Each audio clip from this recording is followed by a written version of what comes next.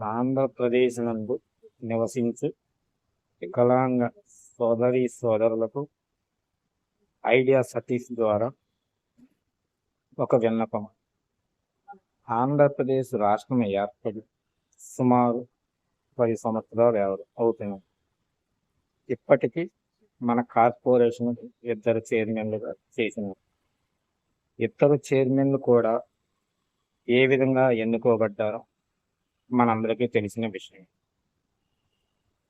రెండో point, NDA కూటమి వారు అధికారంలోకి వచ్చిన తరువాత వికలాంగులకు అందరినీ సమానంగా చూస్తూ పెన్షన్ మంజూరు చేసినారు.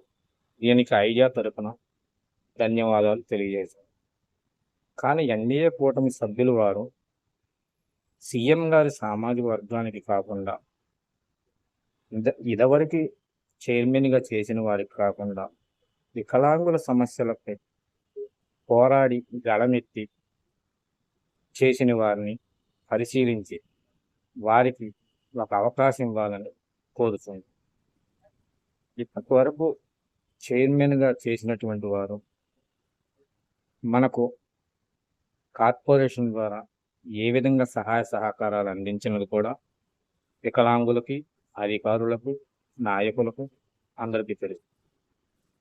కానీ కార్పొరేషన్ ద్వారా వికలాంగులకు కేటాయించిన బడ్జెట్, అందులోని ఎన్హెచ్ఎఫ్డిసి లోన్స్ 1,00,000 ఆంక్షలు పెట్టినారు. ఆ ఆంక్షల్ని వికలాంగులు ఎంతమంది వాటిని ఫుల్ఫిల్ చేయగలరు మీరు ఆలోచించండి. ఇప్పటికైనా ఎన్డీఏ కూటమి వారు తమ సామాజిక వర్గానికి, సీఎం గారు తమ సామాజిక వర్గానికి కాకుండా మరియు ఇంత ముందు చేసిన వారికి కాకుండా వేరే వారికి ఇవ్వాలని కోరుతుంది.